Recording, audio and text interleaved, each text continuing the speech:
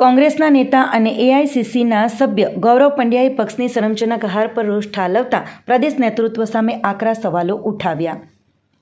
ગુજરાતમાં તાજેતરમાં યોજાયેલી સ્થાનિક સ્વરાજ્યની પેટા ચૂંટણીઓ અને સામાન્ય ચૂંટણીઓમાં કોંગ્રેસને કારમી હારનો સામનો કરવો પડ્યો છે. આ પરાજય બાદ પક્ષમાં આંતરિક કલહ સપાટી પર આવ્યો છે. કોંગ્રેસના વરિષ્ઠ નેતા અને એઆઈસીસી સભ્ય ગૌરવ પંડ્યાએ પક્ષની સંરચનાક હાર પર રોષ ઠાલવતા પ્રદેશ નેતૃત્વ સામે આકરા સવાલો ઉઠાવ્યા છે. ગૌરવ પંડ્યાએ પ્રદેશ કોંગ્રેસના વર્તમાન માળખાને નિષ્ફળ ગણાવ્યું હતું અને તેમણે જણાવ્યું હતું કે પક્ષમાં સામાન્ય ફેરફાર કે રિપેરિંગથી કામ ચાલે તેમ નથી. તેમણે સમગ્ર પ્રદેશ માળખાને વિખેરી નાખી નવેસરથી મજબૂત સંગઠન બનાવવાની તાતી જરૂરિયાત પર ભાર મૂક્યો હતો. ગૌરવ પંડ્યાએ આક્ષેપ કર્યો હતો કે વર્તમાન સંગઠન લોકોનો વિશ્વાસ જીતવામાં સંપૂર્ણપણે નિષ્ફળ રહ્યું છે.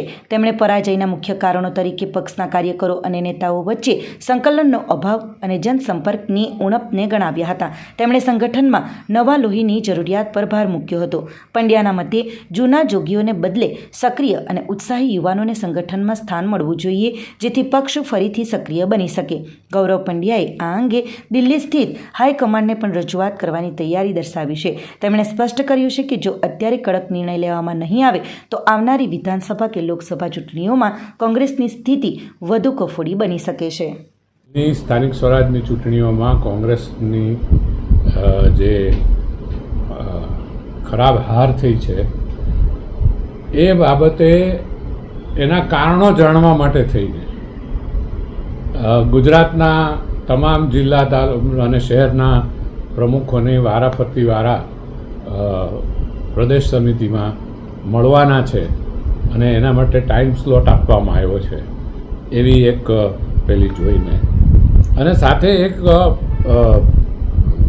પત્રક જોયું અને પત્રકમાં જે બેઠકો બિનહરીફ થઈ છે એ બેઠકો બિનહરીફ શું કામ થઈ અને એ બેઠકો માટે જે વ્યક્તિને ઉમેદવારી કરવા માટે જેણે નામ આપેલું તેની ભલામણ કરનાર કોણ છે તેની પણ યાદી માંગવામાં આવી.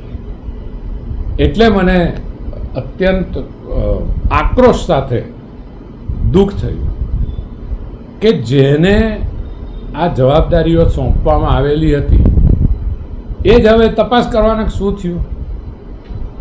અત્યંત નામોશીભરી કોંગ્રેસની હાર થઈ છે અને એ હાર માટે જવાબદાર છે એ હવે બીજાને બકરા શોધવાનું કામ શરૂ કર્યું છે. મેં એ શબ્દનો ઉપયોગ કર્યો, ફેસબુકમાં મેં પોસ્ટ મૂકી છે કે કોંગ્રેસની બકરા શોધ ઝુંબેશ આજથી શરૂ થાય છે. 2027ની વિધાનસભાની ચૂંટણી બહુ નજીક છે અને એ ચૂંટણીની કામગીરીનો આ આરંભ છે એમ માનું તો ખોટું નથી. ત્યારે જે પ્રદેશ સમિતિમાં જે લોકોને આદરણીય ખડગેજી અને રાહુલજીએ જવાબદારી સોંપેલી એ સદંતર રીતે નિષ્ફળ ગયા છે, ખરાબ રીતે નિષ્ફળ ગયા છે.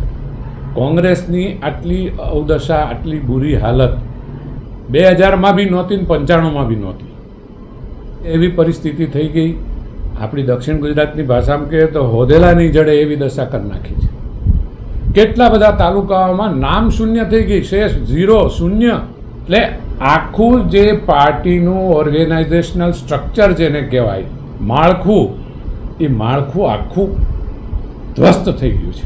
આપણી સંકલ્પ ન્યૂઝ ચેનલને સબસ્ક્રાઇબ અને લાઇક કરો, બેલ આઇકન દબાવો, જેથી આવનાર ન્યૂઝ અપડેટ્સની નોટિફિકેશન આપના મોબાઈલ પર સૌથી પહેલા પહોંચે. Like, subscribe and share the video.